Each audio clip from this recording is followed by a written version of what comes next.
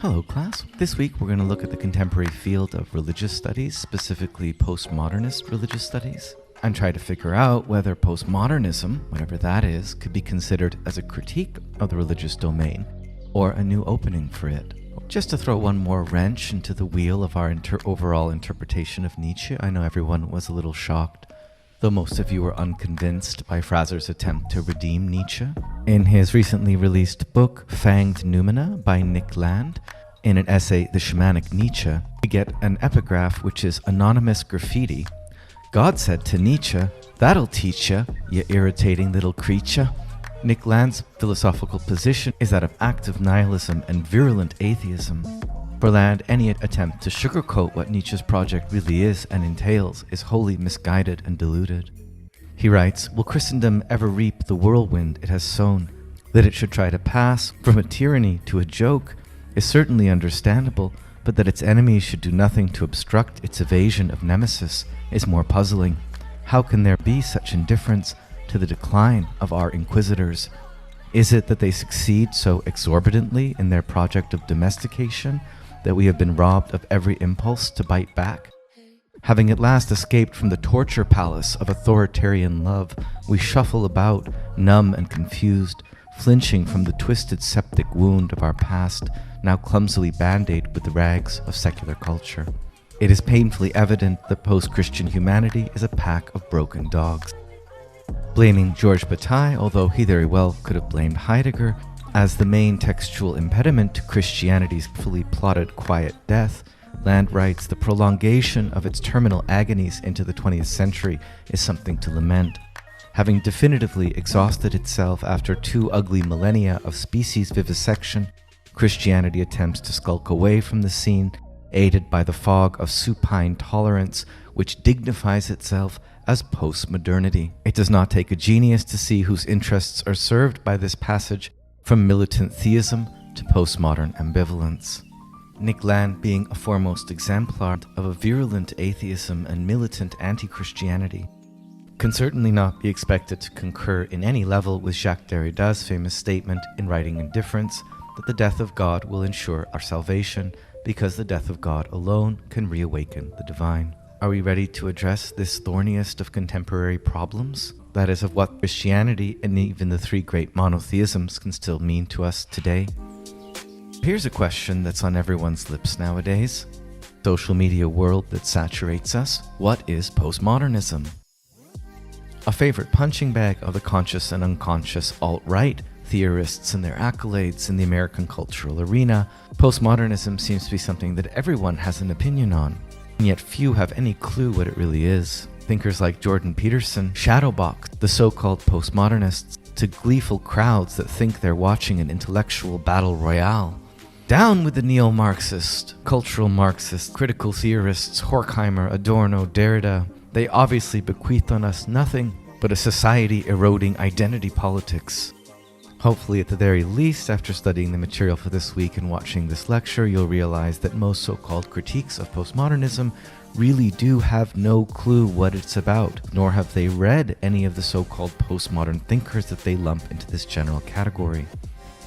CHARLESWORTH begins his categorization of postmodernism with the claim that it rejects any kind of foundationalism, i.e. the rationalist assumption that there can be ultimate grounds or basis for human knowledge, as in Descartes, and for reality itself, as in the Platonic and Neoplatonic tradition. In this guise, postmodernism is anti-Cartesian and anti-Platonic. This is odd because many postmodernists read Descartes carefully as well as Plato and find many interesting ideas worth exploring in both of them. It's not really Descartes and Plato they're against, but merely a certain ossified configuration of Cartesianism and Platonism. Secondly, the postmodernists emphasize the importance of interpretive communities as the final point of reference for any interpretive exercise. And thirdly, they reject, or at least problematize, the godlike vantage point of metaphysical and theological totalizing structures. That is, the postmodernists look at the entire tradition of philosophical religion, that is, the tradition of ontotheology, and consider it an unachievable project. From the pre-modern to the postmodern, we've obviously gone through a lot of changes, growing pains, deaths, and new births.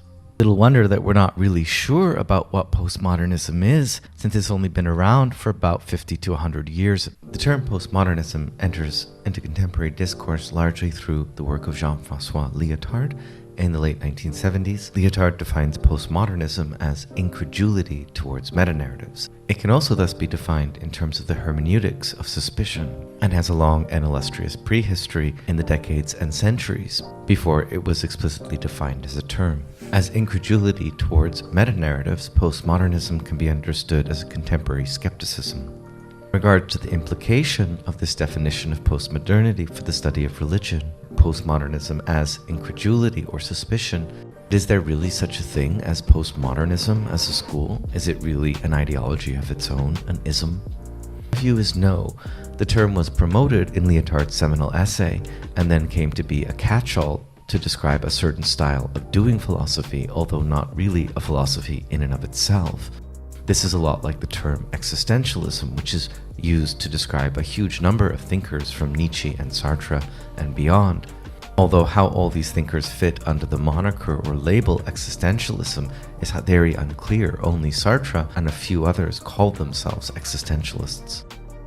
In the case of postmodernism, the attribution problem is more severe, since most all major thinkers classified as postmodernists A. explicitly reject or severely limit the value of that term in their own thinking, and B. articulate philosophies that are themselves heretical with regards to postmodern premises and buzzwords.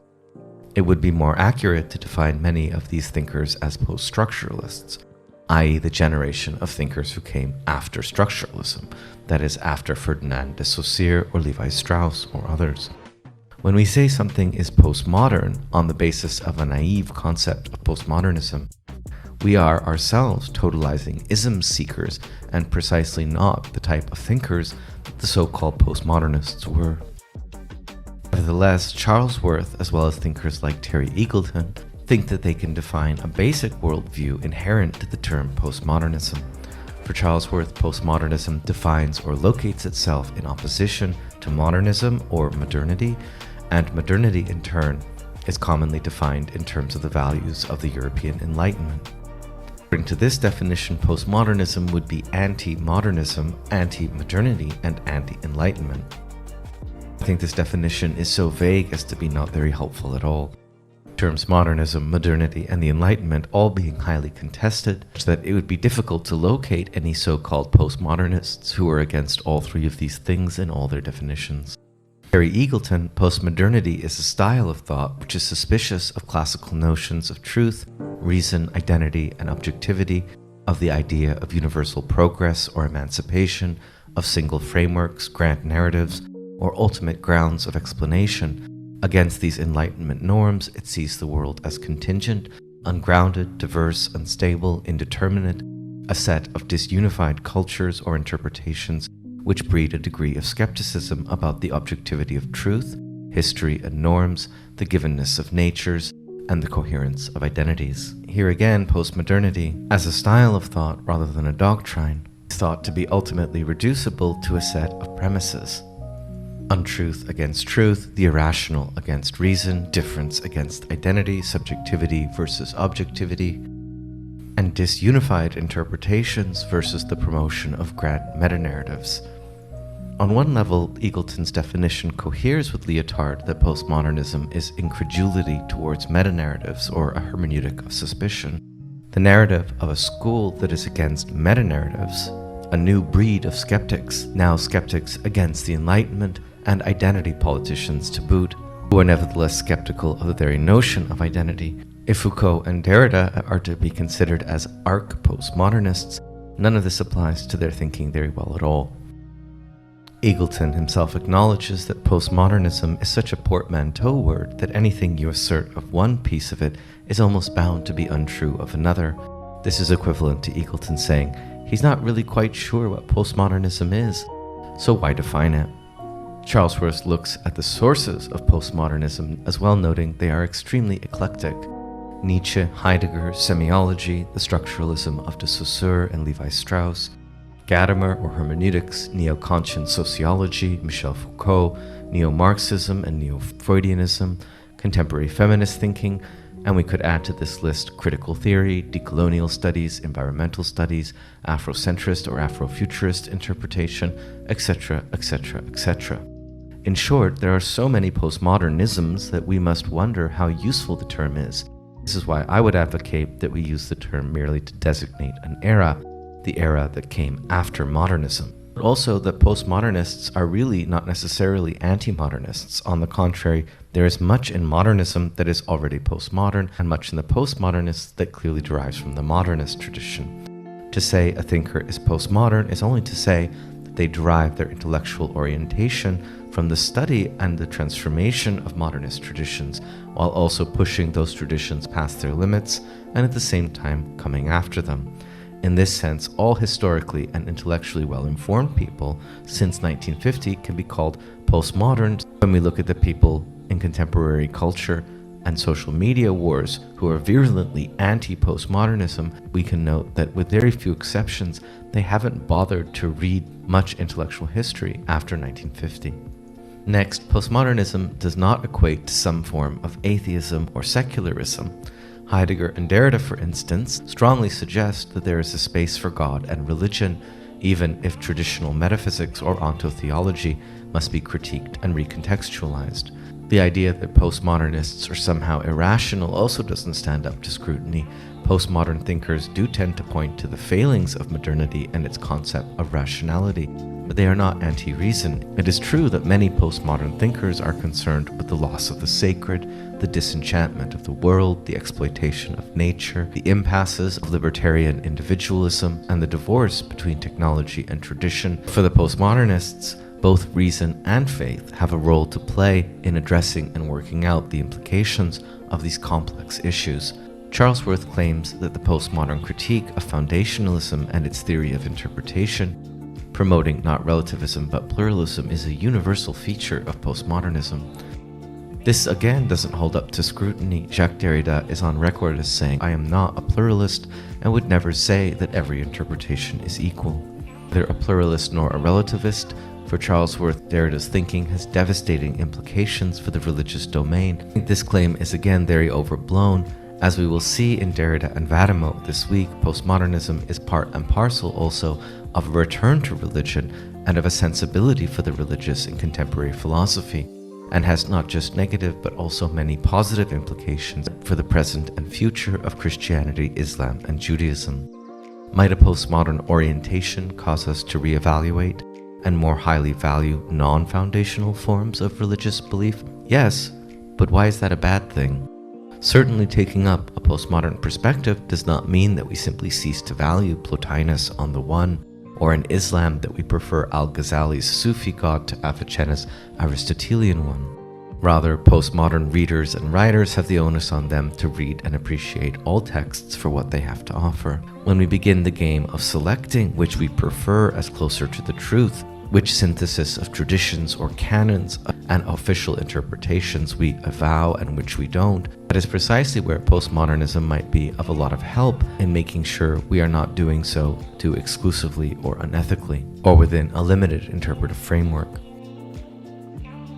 How does our notion and experience of the divine change between traditional metaphysics or ontotheology and postmodernism? For CHARLESWORTH, the postmodern theory of contextual interpretation also has, at least prima facie, damaging implications for the religious sphere, since, as we have seen, it involves a rejection of any kind of total metaphysical understanding that goes beyond local contexts and enables us to gain access to some kind of domain transcendent to the world of immediate experience.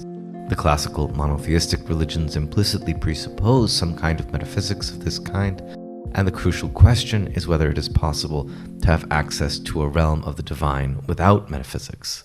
I think this gets the implications of postmodernist contextualism for the religious domain completely wrong. Heidegger, Derrida, Vadimo, and many others such as Jean-Luc Nancy, or contemporary inheritors, all so-called postmodernisms, are all explicitly searching for the divine. They are just doing so in a postmodern context, and their relationship to theology and metaphysics is complex, not simply nugatory or negational. The connection of postmodernism and Christian theology, CHARLESWORTH writes, Contemporary theology must come to terms with a new view of theological truth, since postmodernism has shown us that truth is entirely mediated by historical flux, societal norms, and cultural warrants. This is what he calls historical theology, and it's not nearly as rare in the 20th and 21st century as CHARLESWORTH's way of phrasing this would seem to suggest. In fact, we read a wonderful statement of it even in the early Nietzsche: what will happen when even revelation and its historical dogmas are forced to question themselves? In other words, we do not have to go as far as a paradise of different readings with none privileged and all equally valid in order to be postmodern philosophers or postmodern theologians. CHARLESWORTH takes as prototypical for postmodern theology the work of Jean-Luc Marion, and he could have equally well chosen to focus on Jacques Maritain. Marion speaks of God without being and takes aim at the last stand of the Neoplatonic gradations of being in the greatest Catholic theologian, Aquinas. Marion distinguishes between idol and icon, and he argues that the Thomistic description of God as a self-subsistent being is idolic in that it does not leave any place for God's otherness and makes God a prisoner of being. This is not dissimilar to what Jung says in the Red Book when he distinguishes between the being of God and God's image, or the positive icon in Marion. This underlines that all manifestations, appearances, or phenomena of the divine are not in the first instance being itself, but given divine images. It is fully possible to take divine revelation as veridical or truthful and deeply important without also assuming that it sets up some people and experience as more in being than others. CHARLESWORTH is correct that both Heidegger and Derrida are post-Nietzschean thinkers coming after the event of the death of God, but they both also reject a simplistic atheistic reading of God's death. CHARLESWORTH missteps here when he identifies both of Heidegger's and Nietzsche's positions as simply anti-metaphysical. In fact, Heidegger's critique of traditional metaphysics proposes a new form of active metaphysics, and Derrida's relationship to metaphysics is just as, if not even more complicated. CHARLESWORTH goes on to acknowledge that Heidegger's religious project can be understood as the search for a more divine God, and he quotes Derrida out of context here to make the same point. The divine has been ruined by God, that is, God as an agent of totalization. In context, Derrida was remarking on what happens when God is understood metaphysically. He wasn't commenting on whether metaphysics has key things to teach us about God or not. CHARLESWORTH acknowledges that Derrida has more to teach us, and so he points to Derrida's Jewish background in Kabbalah and Talmud, and Derrida's Christianity in an essay on Angelus Silesius's The Cherubinic Wanderer. At this point, CHARLESWORTH attempts to sum up Derrida's deconstruction and its relation to theology in a scant 2.5 pages. This is a foolhardy endeavor. CHARLESWORTH correctly points out that the roots of what Derrida calls deconstruction are already found in Heidegger's concept of Destruktion in Being and Time. Deconstruction is not negative in Heidegger or Derrida. It is not about a vicious relativizing of standpoints, but is rather explicitly a method used to return us to buried phenomena. According to Derrida, quote, "Deconstruction is not negative, it is not destructive, not having the purpose of dissolving, distracting, or subtracting elements in order to reveal an internal essence.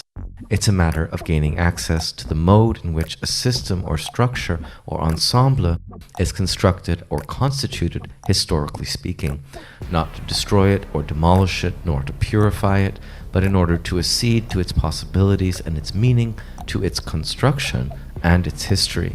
It is clear from this citation alone that Derrida's relationship to theology is not destructive. He is interested in helping us think beyond foundationalism, that is, beyond being as presence. So CHARLESWORTH misses a lot. First, he writes, "Unfortunately, Derrida does not tell us how this kind of deconstruction might lead us beyond being, although both he and Heidegger indicate that it is in mysticism and negative theology that we might find a clue." This is the sort of statement that only a non-specialist in Derrida and Heidegger could make.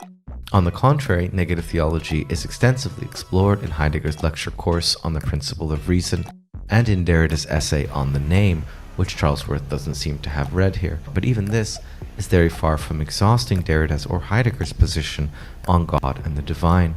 CHARLESWORTH rests his analysis of both Heidegger and Derrida on the distinction between a divine God and a metaphysical God.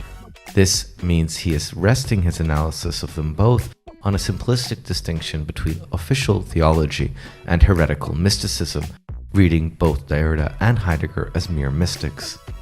Well, even if they were both just mystics, they would still be among the greatest 20th century philosophers of religion. CHARLESWORTH reading here is both dismissive and reductive.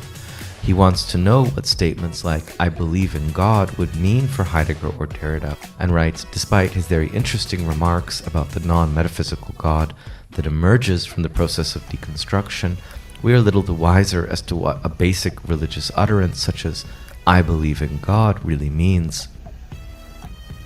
Derrida actually discusses this question in other parts of his writing, but we're going to see a related answer in the Italian philosopher Gianni Vattimo, who is also an actual expert on both Nietzsche and Heidegger and was a student of Derrida for many years. It seems that CHARLESWORTH is satisfied with saying that, quote, postmodernism, at least of the kind aligned with Heidegger and Derrida, does not endorse Nietzsche's doctrine of the death of God.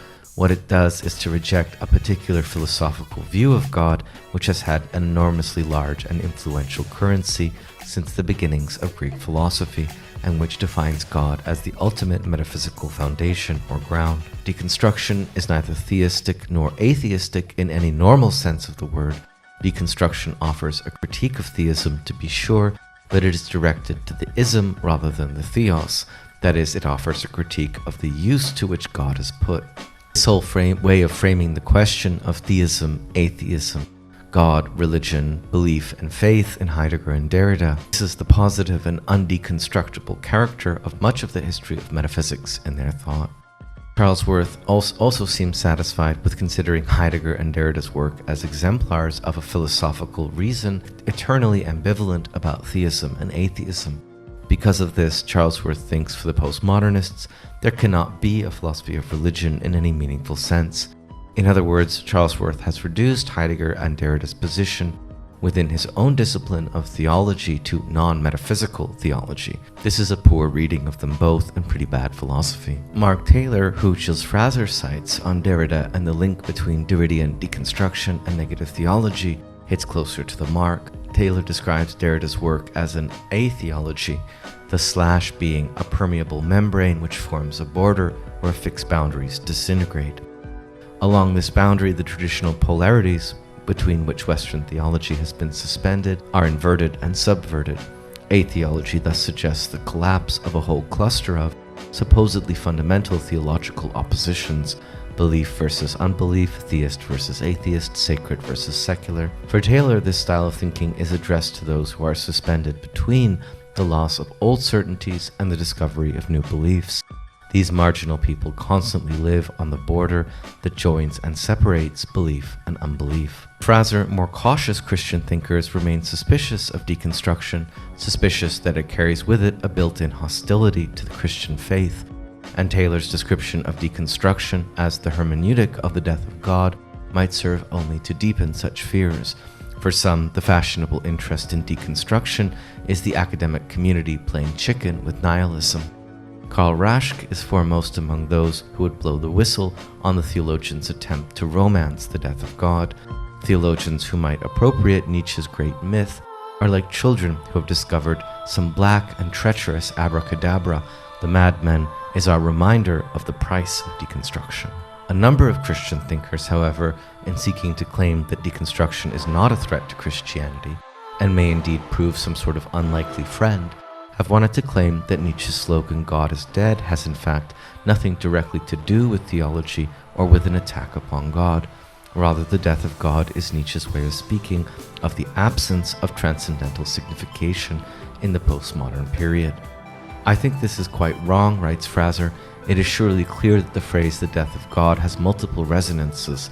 Nietzsche speaks of many different deaths: murder, sacrifice, suicide, neglect, and indicates that these are many different candidates who can be cast as God. Part of the problem with the phrase "the death of God" is that it is hopelessly overloaded with meaning. To his credit, Fraser recognizes that identifying Nietzsche's critique of God with a metaphysical reading of God, like CHARLESWORTH does for Heidegger and Derrida no less, is unconvincing. God died of his pity for man cannot be subsumed within an understanding of God as absolute reason or absolute reality. In Thus Spoke Zarathustra, God is said to have been murdered by the ugliest man because the ugliest man could not bear God looking at his ugliness. In explaining himself and his action, the ugliest man speaks clearly of a personal God and not of a category summing up a particular strain of metaphysics. But he had to die. He looked with eyes that saw everything. He saw the depths and the abysses of man, all man's hidden disgrace and ugliness. His pity knew no shame. He crawled into my dirtiest corners. This most curious, over-importunate, over-compassionate God had to die, quotes Zarathustra. Fraser's point here is that Nietzsche's attack on God is an attack on the God prayed to by Christians in church. It is not the absolutely knowing, all-powerful God of Abrahamic theology. And again, to his credit, Fraser recognizes that attempts to make Nietzsche innocuous to Christians, like that of Merrill Westphal, underestimates Nietzsche's attack on Christianity. What Nietzsche hates above all is the cross and the Christian story of redemption. And what is particularly galling to Nietzsche about metaphysics is the way Christian theologians have managed to score the shape of the cross into the basis of the European imagination. That is, he hates the way in which corrupt Christian values have become inscribed into the fabric of our worldview, indeed into our very grammar. Nietzsche does not object to metaphysics as a philosopher. What he objects to fundamentally is the way in which a certain picture of how the world works has been used to evangelize a set of corrupt and corrupting values. So Christianity for Nietzsche in the end is still a kind of plague. Skipping a few slides here, one of the most extraordinary things about Nietzsche's reception by theologians in the 20th century, as we have seen, is how so few of them have a bad word to say about him. That Nietzsche is embraced by much of contemporary Christian theology is very strange indeed. Nietzsche also wrote that when a woman has scholarly inclinations, there's usually something wrong with her sexuality, and yet he has managed to become a fashionable figure in academic feminism. Nietzsche also had nothing good to say about democracy or socialism, yet he has been appropriated by leftist movements from the very beginning. Obviously, Nietzsche is a charismatic figure, and everyone wants to be his friend. What should Christians do in response to Nietzsche, asks Fraser. The aspects of Nietzsche's work that are wholly incompatible with Christian theology tend to be fenced off, largely ignored, or cleverly reinterpreted. Thus, Christians can join in the general applause of Nietzsche's work. Fraser has tried to suggest in this opening chapter that though there is much to learn from Nietzsche, these fences are not very secure. If Nietzsche is to be used as a theological resource, I think the Christian theologian ought first to set about the task of refuting him, best of all, on his own terms, and in order to do this, we must try to understand him better. I think if one's position was that of a Christian or a Christian theologian, that this attitude to Nietzsche is basically the correct one. But note well the attempt to make Nietzsche the arch-postmodernist, and to say that Derrida's or Heidegger's deconstructive relation to the history of metaphysics is simply post-Nietzschean and therefore postmodern is really very misguided. If we want to see what the consequences of taking Nietzschean philosophy seriously, and then also taking seriously Heidegger's and Derrida's deconstructive approaches to religion, philosophy, literature, poetry, and every aspect of human culture, we can look finally this week to the philosopher Gianni Vattimo, major scholar of both Heidegger and Nietzsche and student of Derrida's. Vattimo as a thinker is a bundle of paradoxes, a Christian thinker who famously said, "I am a Christian, and therefore I am a communist," openly gay and a post-death of God thinker. When he sent his views on the positive implications for Christianity of postmodernism to the Argentinian Pope, Jorge Mario Bergoglio, or Pope Francis, he received a call back to congratulate him. Why? Because Pope Francis is a progressive pope who understands what was the true and official church dogma in 1318 is not so in 2018 or 2021. Because core Christian values require humility, love, and acceptance of other people's points of view. This is what Vattimo calls weak thought, as a helping us to overcome dogmatic conservatism. Vattimo says, "With this Pope, I am not ashamed to call myself a Catholic." CHARLESWORTH had earlier asked what it means for a postmodern thinker to believe in God or to believe in Christ. Vattimo explains this very well in the opening chapter to his book After Christianity, when he writes, "Well, I believe that I believe. I became engrossed in the study of Nietzsche and Heidegger, who to me appeared to be the most radical critics of modernity. Now it is precisely through these authors who were not merely anti-modern but also anti-Christian, especially Nietzsche, that I was paradoxically led back to Christian faith or to something that bears a striking resemblance to it. I would like to explain my paradox of having recovered Christianity in the form of believing that I believe through Nietzsche and Heidegger. I'm going to let you read these opening chapters of Adamow's book on your own this week. My intention of including them is simply to show that in actually well-researched postmodern thinkers like Vadamow, the implications of the postmodernist critique of modernity for the religious sphere is the opposite of destructive. In fact, can lead to a new postmodern form of Christianity. Lastly, this week, since we've talked about Derrida and Derridian deconstruction a bit, I wanted to include Derrida's most famous piece in the philosophy of religion, delivered on the island of Capri in the late 90s, Faith and Knowledge, or Two Sources of Religion at the Limits of Reason Alone, playing on the title of Kant's book on religion. Here are just a few points to look for in the text which we might discuss further soon. On the topic of salvation, Derrida asks, should we save ourselves from abstraction or by abstraction? That is, from traditional ontotheology or by it? He asks, how is sanctity, the holy, safety, and the sacred related to immunity? That is, the indemnified, unscathable, or indestructible state of shelter and protection unto the state of exception. What is the relationship between religion and capital or capitalism? Who is missing from this conference at which Derrida gives this address, and why is this important? How close is Derrida to Kant's critical position, and why? What does Derrida mean by the desert? What do each of the three approaches to religious terminology, the etymological, the genealogical, and the pragmatic, entail for Derrida in regards to the study of religion? What does Derrida make of Bergson's claim that religion is a machine for making gods? Does Derrida seem more worried about or more promotional of the return of the religious to the postmodern era? And what, for Derrida, is Christianity's unique position among the three Abrahamic monotheisms? And do you find his analysis convincing or problematic, and why? Okay, that's a wrap for now. I hope you've enjoyed your introductory lecture to the connections between postmodernism and religion and the philosophy of religion, specifically Christianity. And I look forward to further discussions with you this week.